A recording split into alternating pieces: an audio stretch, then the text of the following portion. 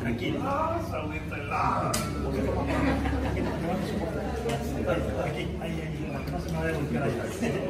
Ahora vamos en su otra mano. Yo lo voy a sanar, no se preocupe. Oye, tranquilo. Por la confesión de fe que nuestro hermano Julián ha hecho en esta mañana, yo le bautizo en el nombre del Padre, del Hijo y del Espíritu Santo para perdón de sus pecados, para recibir el don del Espíritu Santo y para ser añadido a la iglesia del Señor. Amén. Amén. Una fuente de agua viva que siempre abierta está para ti.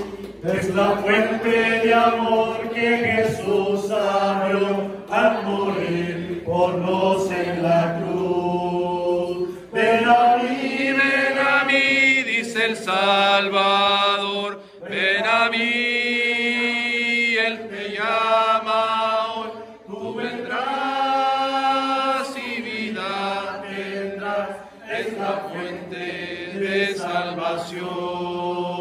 Una fuente que sacia y trae paz que del cielo a Dios volverá, donde puede aquel que sediento está, bebe grande y sacia su sed. Ven a mí, dice el Salvador, ven a mí, Él te llama hoy, tú vendrás y vida tendrás, es la fuente de salvación.